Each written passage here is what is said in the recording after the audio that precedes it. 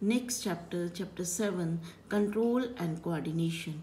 In the last chapter, we have discussed different life processes: digestion, respiration, excretion, transportation, and we have seen that all these processes must work together in a coordinate manner for proper functioning of the body. The working together of various organs of the body of an organism in a proper manner to produce appropriate reaction to a stimulus is called coordination. So working together of all the system is known as a coordination. Just like think कि जैसे हम कहते हैं कि food is digested by the digestive system, then this digested food is to be transported to all the cells. Transportation system is involved. Then in the cells it is broken down to release energy. Again respiratory system is involved, and when it is broken down, waste are produced. Excretory system comes to play its role. So in this way, different systems, different organs work together. This is what is called coordination. And what is the need of this system? Because organism, it is in direct contact with the environment. So any change in the environment, and it has the influence on the body.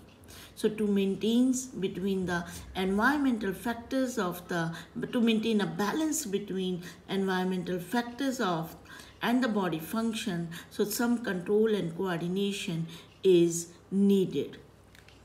Moreover, if we see that movements occur in the body, in the living organism, some movements are the growth movement, like the seed opens and then seedling comes out, it increases in length. So that is a growth movement. But some movements like running, jumping, in walking, they are not growth movement, and so these movements, they may occur due to the change in the environment, and this change in the environment, we use the word stimulus. So the movement that can be direct growth movement, or it may not be due to the growth, it may be due to some stimulus, that is any change in the environment. Stimulus, as again we can define changes in the environment to which the organism give response, are called the stimuli. Heat, cold, sound, smell, taste, touch, pressure, all these are the examples of stimuli. And then whenever there is a stimulus, the body give response in the form of body movements. Coordination जो हमने किया कि working together of different systems, different organs, that is coordination. And in the animals, first we will take in the animals, then in the plant. In animals, control and coordination is done by two means. One is nervous system, other is endocrine system. But in the plants, endocrine system that secretes the hormones. In plants, the control and coordination is done only by these hormones, chemical substances, plant hormones or phytohormones. So in animals, there are two ways, by cells and by chemicals. But in the plants, there is only one way, that is by the chemicals. So coordination in the animals. So first we will consider the nervous system, then endocrine system. Nervous system consists of brain, spinal cord and nerves. सब कुछ जो है, चाहे brain, spinal cord and nerve, they are made up of nerve cells, or which are called the neurons, that we have studied in our 9th class also in the chapter of tissues. Now different components, receptors. Receptors, they are the sense organs. They receive the stimulus. So sense organs जो हैं हमारे, वो करते हैं stimulus, यानी कि any change in the environment को receive करते हैं. Then they pass this message to brain or spinal cord through the nerves, and these nerves which carry message from sense organs to the brain or spinal cord, they are called sensory nerves. There are different receptors according to the sense organ. Like in the eyes, we have photoreceptor that can detect light. Then in the ears, we have phonoreceptors that can detect sound. In the nose, we have receptors to detect smell, that is olfactory. In the tongue, we can detect taste, gustatory receptors, and in the skin, we can detect touch or the tango receptors. So beside receptor, there are effectors. Effectors are the muscles or glands which give response to this information. तो जो हमने receive किया stimulus, उसको जो response देगा, that is known as the effectors. तो receptors, they receive the stimulus, they carry the stimulus to brain और spinal cord. Brain और स्पाइनल कॉर्ड उसका रिस्पॉन्स देते हैं कि क्या करना चाहिए. कि लाइट है तो कैसी लाइट है, साउंड है तो कैसी साउंड है. But these are carried to the effectors and effectors give response. और effectors के पास उनको लेके कौन आता है, motor nerves. So effectors are the muscles and glands which respond to information from brain and spinal cord. Sensory nerves again जो receptor से message लेके जा रही हैं ब्रेन एंड स्पाइनल कॉर्ड में. Motor nerve which carry information from brain and spinal cord to the effectors. Just हम कह सकते हैं कि सेंसरी नर्व जो एक तरह से क्वेश्चन लेके जा रही हैं कि ये हुआ है, हमें क्या करना चाहिए, और मोटर नर्व उसका रिस्पॉन्स, उसका आंसर लेके आ रही हैं कि हमें ये करना है. लेकिन इन आंसर दे कौन रहा है, ब्रेन और स्पाइनल कॉर्ड. लेके कौन आ रहा है, मोटर नर्व. लेकिन वो आंसर करेगा कौन, effectors. So this is in the simple way. So these are the different terminologies. Is human nervous system जो है, it consists of a center nervous system and peripheral nervous system. Center nervous system means brain and spinal cord. तो brain, एक ये brain, and this is the brain and this spinal cord. ये दो चीज़ें जो है हमारी, ये center nervous system आती है. Peripheral nervous system that consists of nerves coming out of the brain, coming out of the spinal cord, and then running to different parts. और जो ब्रेन से नर्व्स आ रही हैं उसको करेनियल नर्व्स, जो spinal cord से आती हैं उसको स्पाइनल नर्व्स कहते हैं. So this here you can see clearly, this is the brain, ये पूरा ब्रेन पोर्शन है और इसके साथ ही स्पाइनल कॉर्ड जुड़ी हुई है. So this is our centre nervous system. जो और फिर हमने 9th में और भी हमने किया था कि our nervous system is dorsal, तो पीछे की साइड पे जो है वो प्रेजेंट होता है. देन पेरिफेरल नर्वस सिस्टम, तो जो ब्रेन से नर्व्स निकल रही हैं दे आर द क्रेनियल, और जो स्पाइनल कॉर्ड से निकलती हैं they are the spinal nerves. तो सारी nerves running from central nervous system to different body parts. तो ये सारी जो धागे, थ्रेड्स, नर्व्स नज़र आ रही हैं आपको साइडों से, तो this forms the peripheral nervous system. Nervous system, brain, spinal cord, nerves, they are made up of nerve cell and the neuron. तो ये स्ट्रक्चर हमने अपनी 9th क्लास में भी किया था. न्यूरॉन का structure, it consists of a cell body. Here it is a cell body जिसमें न्यूक्लियस, साइटोप्लाज्म और ये बाहरी membrane, just like a cell के जो पार्ट्स होते हैं. It is also known as the cyton. Cyton में न्यूक्लियस है, साइटोप्लाज्म है. देन इसमें सेवरल ब्रांचेज है साइटोप्लाज्म की. These are known as dendrites. These branches they are known as the dendrite. और एक लॉन्ग नर्व फाइबर है, this is known as the axon, which is covered by a protective sheath that is known as the myelin sheath. So ये हमने किया था 9th में भी nerve cell का. And these are the nerve endings. जहाँ पे भी ये ख़त्म होता है फिर उसके बाद दूसरा नर्व सेल शुरू हो जाता है. And the junction between the two neurons, two nerve cells is called synapse. So message is passed from nerve cell in the form of chemicals और इलेक्ट्रिकल सिग्नल. दो तरह की फॉर्म में इम्पल्स पास होता है. Impulse means information, either in the form of chemicals और in the form of electricals. तो डेंड्राइट्स जो हैं ये रिसीव करते हैं information and then they start a chemical reaction and produce electrical impulse and passes to the terminal. So this is the dendrite they receive, then this is a cell body cytone, फिर chemical impulse जो है पास कर गया हमारा nerve ending में. अब जहाँ पे ending आ गई वहाँ पे क्या होगा? These are nodes of Ranvier and ये Schwann cells present.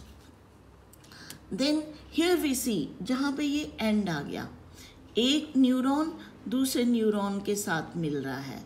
यहाँ पे this junction is known as synapse. This is known as the synapse. यहाँ पे एंड आ गया और यहाँ पे दूसरा एक का एक्सॉन दूसरे के डेंड्राइट्स के साथ ज्वाइनिंग है, तो ये आ गया साइनेप. तो मैसेज जो है यहाँ से सिग्नल आ रहा है और इसके पास जा रहा है दो तरीके से, ईदर इलेक्ट्रिकल इम्पल्स की फॉर्म में जो डायरेक्ट दिया जाता है और through the chemical, that chemical or electrical impulse. तो ये through the synapse it moves to the another neuron से फिर आगे चले जाता है to the next neuron. तो transmission of message is done. Now the very important topic we are going to discuss, that is the reflex action. जैसा कि हम देखते हैं कि रिफ्लेक्स वर्ड हम यूज़ करते हैं जब भी कोई सडन एक्शन होता है विदाउट थिंकिंग प्रोसेस, तो sudden action in response to certain stimulus और change in the environment, and that is called the reflex action. तो जैसे हम कहते हैं कि जैसे हम किसी हॉट ऑब्जेक्ट को टच किया, हम इमीडिएटली विड्रॉ आवर हैंड. अब या फिर कोई हमें पिंच करता है, we just immediately withdraw or move our hand without thinking, without conscious effort. हम सोच के नहीं करते हैं कि हमने गर्म चीज़ को छुआ है अब हमें हाथ को पीछे उठाना है. immediately action होता है, that is what is the reflex action. और अब रिफ्लेक्स एक्शन जो है इमीडिएटली होता है. अब हम ये कैसे कर सकते हैं? अगर हम पहला वाला प्रोसेस हमने किया कि डेंड्राइट रिसीव करते हैं, फिर मैसेज जाता है नर्व सेल से, फिर सेंट्रल नर्वस सिस्टम के ऊपर जाता है ब्रेन या स्पाइनल कॉर्ड के में, स्पाइनल कॉर्ड या ब्रेन उसका जवाब देता है, फिर मोटर नर्व्स हमें लेके आती हैं इफेक्टर, यानी कि जिससे हम रिस्पॉन्स देते हैं. तो थिंकिंग अगर हम ये सोच के करते हैं तो थिंकिंग जो है एक कॉम्प्लिकेटेड प्रोसेस है. It involves many neuron, many nerve impulses from many neurons. तो thinking process in our body it consist of dense network of intricate arranged neurons present in our skull या brain में जो हमारे present है. तो पहले हम सिग्नल रिसीव करेंगे. So this part of the brain in the skull, इसका मतलब it must be connected to various part of the body. Brain different parts से कनेक्टेड होगा, आई, ईयर, टंग से, तभी वो सिग्नल को रिसीव करेगा. सिमिलरली अब इसने रिस्पॉन्स देना मसल्स को या इफेक्टर्स को, तो अब फिर से इसको कनेक्ट होना पड़ेगा डिफरेंट पार्ट से, सो दैट कि ये रिस्पॉन्स दे सके to different parts of the body. अगर ये सब होना होता है तो कितना टाइम लगेगा? यानी कि अगर हम किसी हॉट ऑब्जेक्ट को टच करते हैं तो it will take enough time कि पहले वो रिसेप्टर उसको रिसीव करेंगे कि कुछ हॉट है, फिर ब्रेन के पास मैसेज आएगा, ब्रेन हमें जवाब देगा कि हमें हाथ पीछे हटा लेना है, फिर हम हाथ पीछे हटाएंगे, तब तक तो हमारा हाथ जल जाएगा. तो इसलिए there must be some other way, there must be some shortcut for some emergency situations. So in our body design, हमारी बॉडी डिज़ाइन में if nerves which detect the heat signal, मान लो कि जो हीट सिग्नल को detect करती हैं, they are connected to the nerves that move muscles in a simple way, यानी कि सीधा कनेक्शन हो, नर्व्स जो हीट को डिटेक्ट कर रही हैं वो कनेक्ट करें नर्व्स जिन्होंने रिस्पॉन्ड करना है। This process of detecting the signal or input and responding by an output action, it might be done quickly, तब ये बहुत फास्ट हो जाएगा अगर ये दोनों चीज़ों का आपस में लिंक हो। तो such a connection, such a link is known as reflex arc। तो ये हम मेन डिस्कस करेंगे और ये होता कहाँ पे, but where are these done? So such directions और ये जो हैं they are present in the spinal cord। तो बेस्ट जो है प्लेस जहाँ पे ये अवेलेबल होंगे, जहाँ पे input signal and output actions they are directly connected हैं, वो यानी कि डायरेक्ट कहाँ पे मीट कर रही हैं, that is the spinal cord. Nerves from all over the body they meet in a bundle in the spinal cord itself,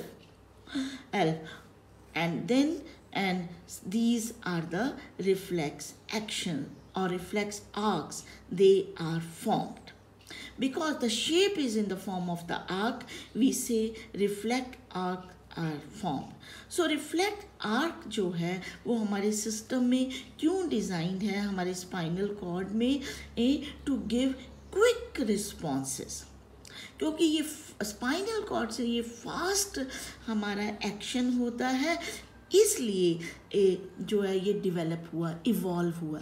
और फिर कुछ ऐसे भी एनिमल्स, कुछ क्या बहुत सारे एनिमल्स ऐसे हैं जिनमें वेरी लिटल और none of the complex neuron network is needed और प्रेजेंट फॉर थिंकिंग, जहाँ पे थिंकिंग प्रोसेस ज़्यादा होता ही नहीं है। There the reflex action they have involve an efficient way of functioning in the absence of thought process. So for the quick responses, reflex arcs of reflex actions, they are efficient way.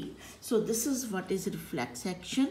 It is a sudden, unconscious, involuntary response. तो अचानक होता है, spontaneous और without conscious level और बिना हमारी इच्छा के involuntary response of the effector to a stimulus. So in the reflex action, nerves in the skin receptor detect the heat. हम यही हीट का एग्जांपल ले रहे हैं, कोई भी एग्जांपल हम ले सकते हैं। जैसे हमारे इमीडिएटली नोज़ में कुछ जाता है, sneezing occur without conscious effort, that is also a reflex action. तो हीट जैसे है, ये देखो, so here the heat that is received by the receptor. और फिर सेंसरी नर्व, जो हमने किया था कि nerves which carry message from sense organs is to central nervous system. Spinal cord is a part of central nervous system. तो ये spinal cord, वहाँ पे हमें लंबी सी spinal cord देखी थी, यहाँ पे ये ऐसे गोल क्या है, this is the transfer section of the spinal cord। तो एक पोर्शन हम TS का दिखा रहे हैं, ये spinal cord। और so nerves in the skin, they detect the heat, passes the message through the sensory nerve to the spinal cord. Then spinal cord immediately passes the message through motor neuron, ये motor neuron on to the muscles or effectors। कोई effectors जो है का example ही है muscles और glands, they are the examples of effectors. तो immediately we withdraw our hand, this is a simple way. तो ये पाथवे अगर हम देखें, this is the shape of the arc, तो इसलिए हम इसको रिफ्लेक्स आर्क कहते हैं। Here we can see the pin, यहाँ पे पिन कोई लगा रहा है, इमीजिएटली यहाँ पे कौन से रिसेप्टर, स्किन के ही में ही रिसेप्टर्स हैं और they carry the message, sensory nerve इधर आ जाती है स्पाइनल कॉर्ड में, और स्पाइनल कॉर्ड में there may be some intermediate neurons and then immediately they give response by the motor neuron, motor nerve, sensory nerve. फिर से याद रखो, sensory is also known as afferent, और मोटर को हम इफरेंट भी कहते हैं। सो मोटर और इफरेंट नर्व से ये आ जाती है इफेक्टर मसल्स में, विच गिव्स रिस्पॉन्स। सो यहाँ पे क्लियरली थोड़ा सा बड़ा दिखाया हुआ है, sensory neuron coming, then this is the inter neuron in the spinal cord, और motor neuron giving response to the muscle. So this is our peripheral nervous system, and this is our central nervous system, that is the spinal cord. So response is given by the spinal cord itself. Message brain के ऊपर नहीं पास नहीं जाता, brain का काम है thinking, तो thinking के बिना ही response हो जाता है। However, the message ultimately goes to the brain also, लेकिन वो बाद में ब्रेन में भी जाता है, but response is given by the spinal cord immediately. So conduction of the nerve impulse from the sensory receptor to the brain and then to effectors. So this is carried out by the nerves, but हमें लगता है कि nerve हमारा receive कर रही है और nerve ही हमें रिस्पॉन्ड कर रही हैं, लेकिन एक्चुअली वो क्या है, एक्शन किससे होता है, बाय मसल्स और ग्लैंड, जिनको हम इफेक्टर्स कहते हैं, मसल्स और glands. Muscles they bring changes in the shape, and glands they do different secretion. They are made up of special proteins, myosin and actins, which bring changes. So this is again that particular diagram, sensory nerves bringing message, spinal cord giving response. So this is the effector जो कि उसको respond करते हैं। And again यहाँ पे हमने अब ये पैर में दिखाया हुआ है पर्टिकुलर ऑर्गन इन कि यहाँ कुछ भी टच कर रहे हैं, then the message goes to the, कहीं से भी, हाथ से, पैर से, कहीं से भी बॉडी में, तो ये sensory nerve enters into the spinal cord, interneurons, और फिर मोटर न्यूरॉन्स, और फिर ये आता है to the muscle, hamstring muscles, which are the effectors here. Reflex arc, path of way of the reflex action. Reflex action is a movement and pathway is known as reflex arc. So reflex arc stimulus, it is received by the receptors, and then by the sensory nerve, spinal cord, motor nerve, effectors, and then response. तो ये पूरी shape जो है, it look like a arc, इसलिए हम इसको pathway को reflex arc कहते हैं। और यहाँ पे वो हमने डायग्रामेटिक दिखाई थी, और यहाँ पे आप देख लो कि अगर हम इस तरह से भी शेप देखें, receptor, stimulus, sensory neurons, then spinal cord, afferent, efferent और मोटर न्यूरॉन्स, इफेक्टर, और ये रिस्पॉन्स। तो आपने याद रखना है इफेक्टर से इफरेंट, उसको ही जो लेके आते हैं वो इफरेंट और मोटर एक ही चीज़ है, ठीक है, और सेंसरी और एफरेंट वो एक ही चीज़ है। तो ये शेप जो है that is the reflect arc. So this is your reflex action and reflect